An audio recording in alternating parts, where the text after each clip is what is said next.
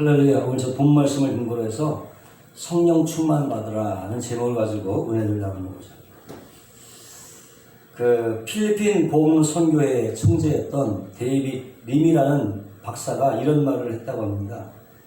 그 필리핀에는 기독교인이 98%가 되는데 믿지 않은 사람들과 별반 다를 바가 없고 사회는 여전히 불의하고 뇌물과 사이가 판을 치고 있다는 것입니다. 그러면서 말하기를 오히려 믿는다는 사람들이 세속화가 되면 믿지 않은 사람들보다 더 큰 문제를 발생한다는 것입니다.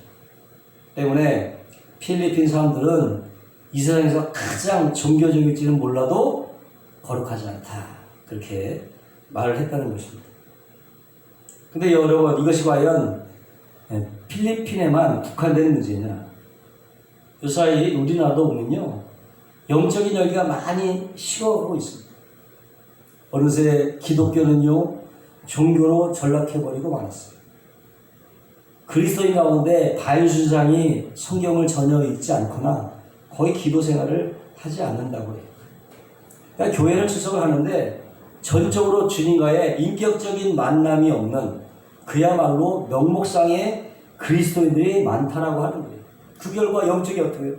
영적으로 교회는 힘을 잃어가고 교회의 그 영광 또한 실추가 되고 세상 사람들의 지탄을 받게 된다고 하는 것입니다. 근데 요한계시록을 보니까 예수님께서 라오디게아 교회를 책망하시는데 내가 내 행위를 아노니 내가 차지도 아니하고 더웁지도 아니하도다. 내가 차든지 더웁든지 하기를 원하노라. 내가 이같이 미지근하여 더웁지도 아니하고 차지도 아니하니 내 입에서 너를 토하여 내치라. 참 무서운 말씀이죠. 한마디로 교회의 영적 상태를 지적하신 말씀입니다. 다시 말하면 교회가 얼마나 체계적으로 잘 조직이 되었느냐가 아니고 영적으로 얼마나 뜨거우냐에 대해서 예수님은 말씀을 하신 것입니다. 아멘. 교회의 영광은 반드시 회복되어야 되는 것이죠. 우리들의 영성이 회복이 되고 하나님을 향한 우리들의 열정이 또 마음이 다시 한번 뜨거워져야 될 줄로 믿습니다. 그러기 위해서는 우리가 늘 성령의 충만함을 받아야 돼요. 특별히 저희 교단은요, 오순절 교단이에요. 특징은 뭐냐? 무브먼트, 운동으로 시작했다는 거예요. 무슨 운동? 이런 운동이 아니라 성령 운동으로 시작이 된 거죠. 근데 이 성령 운동이야말로 모든 것의 기본이 되는 운동이에요. 왜냐하면 우리가 기도할 때 뭘 합니까? 성령으로 하죠. 말씀 읽을 때도 성령으로 하고, 전도할 때도 성령으로 하고, 예? 모든 이상적인 일을 할 때도 성령의 도움을 주로 하기 때문에. 아멘. 근데 자꾸만 사람들은요, 영적인 일과 일상적인 일을 구분하려고 해요. 하지만 우리 믿는 자들이 하는 모든 일은 모두가 다 영적인 일이요, 하나님의 일인 것을 여러분 믿으시길 주의 이름으로 축원합니다. 성경은 말합니다. 그리스도의 영이 없으면 그리스도의 사람이 아니라고 말씀합니다. 성령이 아닌 것은 예수를 주라고 시인할 수 없다고 말하고 있는 거예요. 때문에 예수님이 나의 주님이다 고백할 수 있는 것은요, 아무나 고백하는 게 아니에요. 그 속에 뭐가 성령이 있는 사람만이 할 수 있는 고백입니다. 그러므로 예수 믿는 저와 여러분은 보통 사람이 아닌 줄 믿습니다. 우리 속에 누가 있어요? 성령이 와 계십니다. 하나님이 와 계시는 것입니다. 성령을 마음에 모시고 사는 사람이 신령한 사람인 거예요. 아멘. 우리가 하는 모든 일이 다 영적인 일이고 성령이 사역이 되는 줄로 믿으시기를 주의 이름으로 축원합니다. 그렇다고 과연 성령 충만이 무엇이냐? 성경은 성령 충만에 대해서 두 가지를 표현하고 있습니다. 한 가지는 성령의 세례. 성령의 세례 뭐냐? 의라고 성령의 세례. 이것은 바로 단회적인 사건을 말하는 거예요. 일생 동안 딱 한 번 주어지는 사건. 성령의 세례. 신학적인 용어로 칭이라고 하죠. 중생이라고도 합니다. 바로 성령에서 우리 속에 내자는 첫 순간. 그것이 바로 성령의 세례라고 성경은 얘기하고, 또 한 가지 성령의로 세례라고 했어요. 성령 위드를 쓰는 거예요. 성령의로 도구예요. 위드는 그 세례. 바로 성령 충만을 의미하는 것인데 이것은 계속적으로 일어나는 사건이에요. 바로 이를 통해서 우리가 어떻게 성화 단계로 거쳐가는 것. 바로 성령 충만을 말합니다. 그로 왜 우리가 날마다 성령으로 충만해야 될까요? 그것은 바로 우리가 사는 시대가 바로 성령의 시대이기 때문에 그렇습니다. 구약 시대에는 보통 성부 하나님께서 앞장서서 행하셨죠. 그 다음에 때로는 천사들을 통해서, 때로는 모세와 같은 선지자를 통해서 하나님이 직접적으로 인간 사회에 개입을 하셨습니다. 그리고 나서 신약에 와서는 예수님께서 어떻게 해요? 육신을 입고 33년 동안 이 지구 땅을 걸어 다니셨단 말이에요. 그 사역, 복음을 전파하시고 병든 자를 치료하시고 귀신을 쫓아내시고 하나님의 말씀을 가르치심으로 역사하셨습니다. 예수님이 친히 육신을 입고 다스렸던 시대, 이게 두 번째 시대. 그러나 그 후로 예수님께서 죽으시고 부활을 승천하셔서 뭘 보냈어요? 성령께서 마가다락방에 임하셨죠. 그때부터 성령께서 오늘날까지 다스리고 있는 거죠. 성령의 시대. 그 성령이 오셔서 하시는 일이 무엇이냐? 그것은 바로 예수님께서 33년 만에 이 땅에서 하셨던 사역을 그대로 행하시는 거예요. 병든 자를 고치시고 귀신을 쫓아내고 복음을 증거하고 날마다 어떻게 구원의 숫자를 증가시켜 주시고 하나님의 나라를 건설하고 각자에게 영적 인사를 베풀어 주시는 일을 하는 것입니다. 아멘. 그게 성령의 일이에요. 무엇보다 우리 안에 계신 성령님은 누구십니까? 하나님이십니다. 천지와 우주 만물을 지신 하나님이 내 속에 계십니다. 모든 것이 풍족하고 충만하신 분입니다. 충만 그 자체, 네? 그 자체인 것입니다. 그러나 인간은 어떻습니까? 늘 공허하고 늘 부족하고 늘 갈급해야 합니다. 특별히 여러분, 인간은요 하나님의 형상으로 창조가 되었습니다. 때문에 하나님의 것으로 가득 차지 않으면 우리에게는 만족이 없습니다. 네? 다른 것은 도저히 채울 수가 없고 만족할 수가 없는 것입니다. 여러분, 자동차가 가려면 어떻게 해요? 휘발유가 채워져야 가지 않습니까? 주유소에 가서 가득 채워야만 자동차가 갈 수 있는 거예요. 마찬가지로 우리 인간은 충만한 자로부터 채우심을 받아야 살아갈 수 있기 때문에 우리 날마다 성령으로 충만해야 되는 것입니다. 아멘. 두 번째로 우리가 성령으로 충만해야 되는 이유는 바로 그것은 하나님의 명령이기 때문입니다. 예배소서 5장 18절에 보니까 술 취하지 말라, 이는 방탕한 것이 오직 성령의 충만함을 받으라. 받으라. 이것은 예배소 교회에게 바울이 한 말이에요. 누구? 불신자가 아니라 믿는 사람들에게 뭐라고 하겠다? 성령의 충만함을 받으라.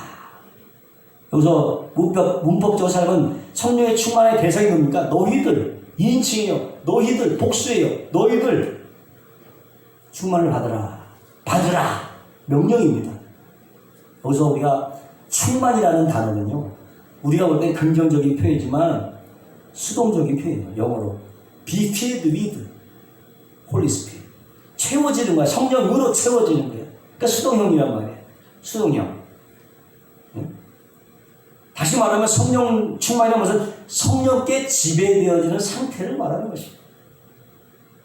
근데 사람들은요, 성령 충만은 막 오해를 하는 사람이 있어요. 막 무아지경으로 막 착각하는 사람이 있어요. 성령이 충만하다고 해서 절대 슈퍼맨이 되는 것이 아닙니다. 도덕적으로 완벽해지는 존재가 되는 게 아닙니다. 다만 성령으로 충만하여서 성령이 우리를 완전히 정복하고 지배하고 다스리는 상태가 되는, 그런 상태로 살아가는 것을 말합니다. 그래서 어떻게 우리 지성을 지배해서 하나님의 생각이 나의 생각이 되고, 나의 감정이 하나님의 감정이 되고, 나의 의지가 하나님의 뜻에 굴복이 되는 그런 상태로 살아가는 것이 성령 충만 상태인 것을 믿으시기 바랍니다. 성령 요한 또한 이러한 명령이 많습니다. 세례 요한은 광야에서 외쳤던 명령 뭡니까? 회개하고 세례를 받으라. 이것도 명령이에요. 너희는 온 천하에 다니며 만민에게 복음을 전파하라. 이것도 명령이에요. 모세에게 주신 율법이나 십계명 모두가 다 중요하죠. 모든 명령이 다 중요하지만 가장 중요한 명령은 뭐냐? 바로 성령 충만함을 받으라는 명령인 것입니다. 왜? 이 명령에 우리가 복종하기만 하면 다른 모든 것들은 자동적으로 복종이 될 수 있기 때문에 최상의 명령은 뭐냐? 성령 충만 받으라. 아멘.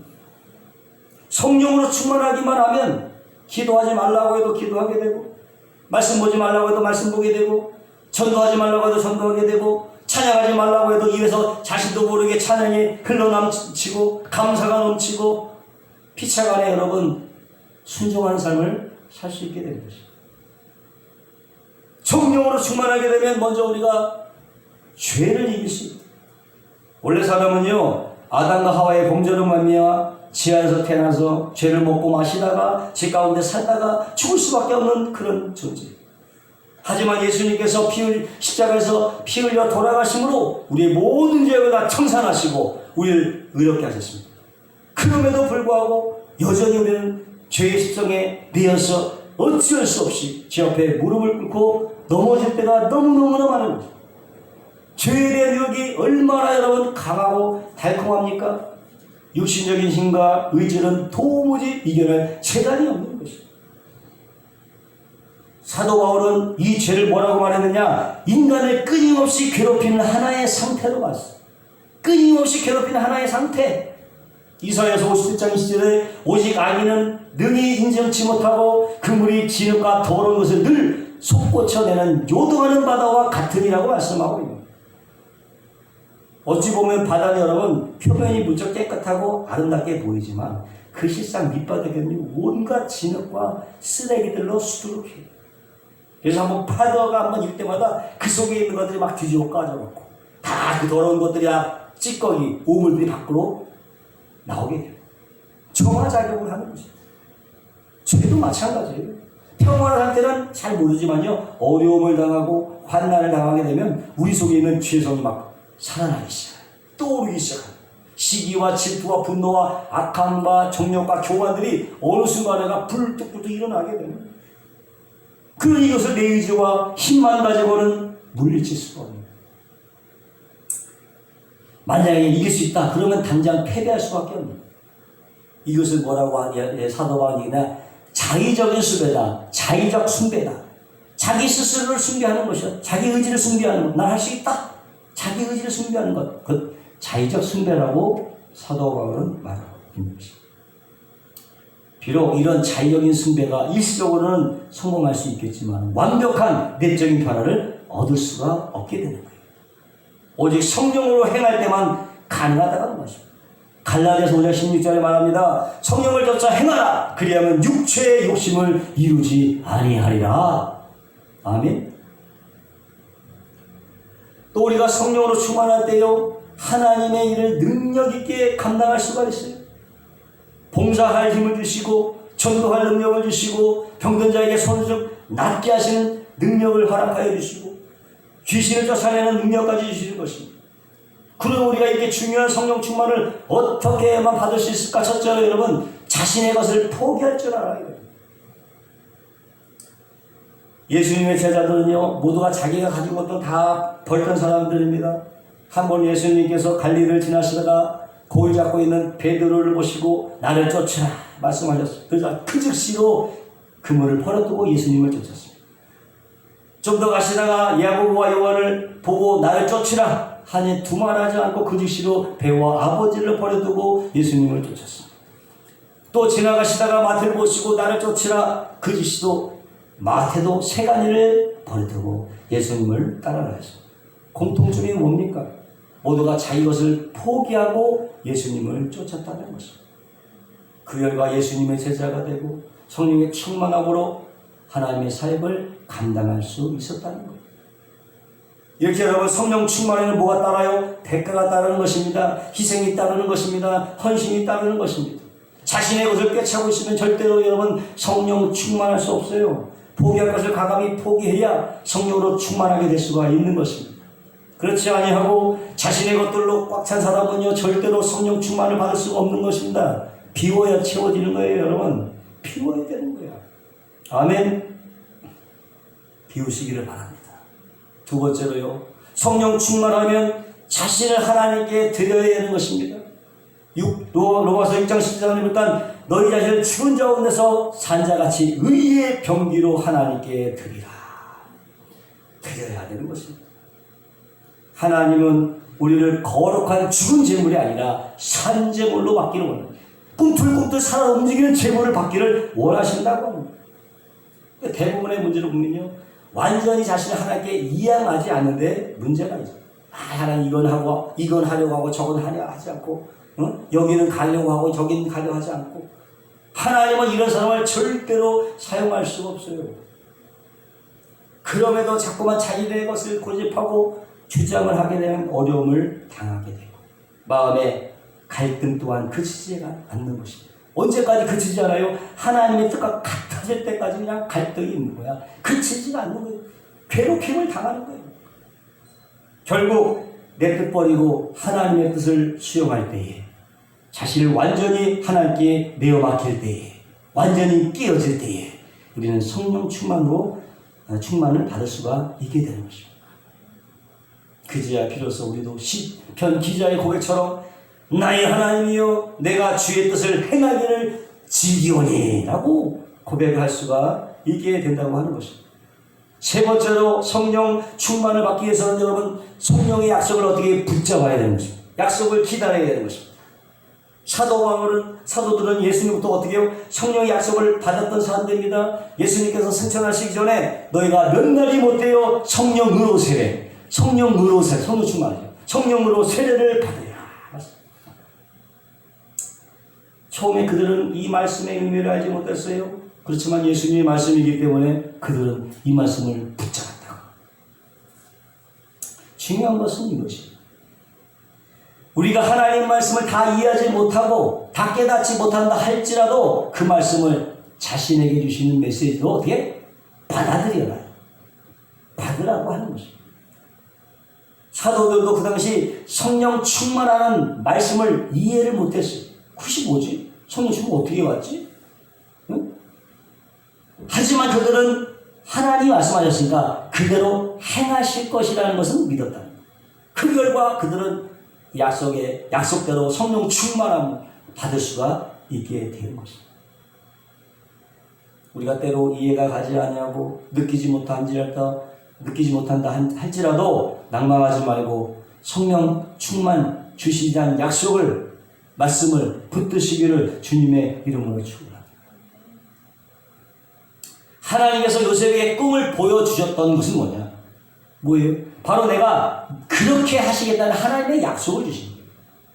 내가 반드시 그렇게 만들어 주겠다고 하는 그 약속. 그 결과 그 꿈대로 요셉은 애굽의 총리가 되고 야곱과 그 형제들을 구원하게 하신 것입니다. 뭘 붙드니까? 꿈을 붙드니까. 그 약속의 말씀을 붙드니까 하나님께서 이루어 주실 것입니다. 아직까지 여러분 성령 충만을 받지 못했거나 방언을 말하지 못하는 사람들은 너희가 몇 날 못되어 성령으로 세례를 받으리라는 말씀을 자신의 말씀으로 붙드시기를 주의 이름으로 축원합니다. 반드시 약속대로 이루어 주실 줄로 믿습니다. 네 번째로 성령으로 충만하면 기도함으로 기다려야 됩니다. 인내함으로 기다려야 됩니다. 약속의 말씀을 붙들었으면요 기도하고 기다려야 돼요. 그냥 넉넉히 있으면 안 되는 거예요. 대부분의 사람들이 이 단계에서 실패를 하는 거예요. 기다리지 못하고 인내하지 못함으로 하나님의 은혜와 축복을 받지 못하게 되는 것입니다. 많은 사람들이요 자신이 원하는 것을 얻고 싶어 하죠. 하지만 그렇지 못한 이유가 뭐냐? 기다리지 않는 데 있어요. 그냥 포기하는 데 있어요. 많은 사람들이 마가 다락방에 모여서 약속하신 성령을 받기를 기다렸습니다. 하지만 정작 성령 세례 받은 사람이 몇 명? 120명에 불과해요. 120명만 기다린 거예요. 그들 하나님의 약속을 믿었을 뿐만 아니라 기도하며 인내하며 기다렸습니다. 그 결과 각각 다른 방언으로 말하며 성령의 충만함을 받을 수가 있었다고 하는 것입니다. 하나님의 약속을 믿는 것에만 충만하지 않습니다. 믿는 것이 이룰 때까지 기도하며 인내하는 것입니다. 그때 우리는 성령으로 충만해지고 방언도 말하게 되는 것입니다. 이렇게 우리가 자기 것을 포기하고 하나님께 자신을 완전히 맡기고 성령으로 충만하리라고 하는 약속과 함께 기다리면 우리는 성령으로 충만할 수 있고 성령으로 충만하기만 하면 우리의 삶이 바뀌게 되는 것입니다. 오늘 성령께서 이 자리에 오셔서 우리 한 사람을 가르치시고 정말로 성령의 뜻에 민감할 수 있도록 우리를 주장해 주시기를 간절히 바랍니다. 성령이 오시기만 하면 우리의 내면 세계가 바뀌는 것입니다. 속사람이 새로워지는 것입니다. 거룩한 변화가 다가오는 것입니다. 삶의 문제가 해결되는 것입니다. 그러므로 여러분 늘 성령으로 충만하시고 성령을 여러분의 삶의 주인으로 인정하고 환영하고 모셔드리고 의지하시고 늘 의로움이 넘치고 평강이 넘칩니다. 기쁨의 삶이 되시기를 주님의 이름으로 축원합니다. 기도하겠습니다. 거룩하시고 영화로우신 하나님 아버지, 날마다 성령으로 충만하고 내 삶의 주인으로 성령님을 인정하고 환영하고 모셔드리고 의지하면서 날마다 의로운 삶이 넘치고 평안하며 늘 사람들과 화평하며 살게 도와 주시옵소서. 감사하며 예수님의 이름으로 축복하고 기도하옵나이다. 아멘.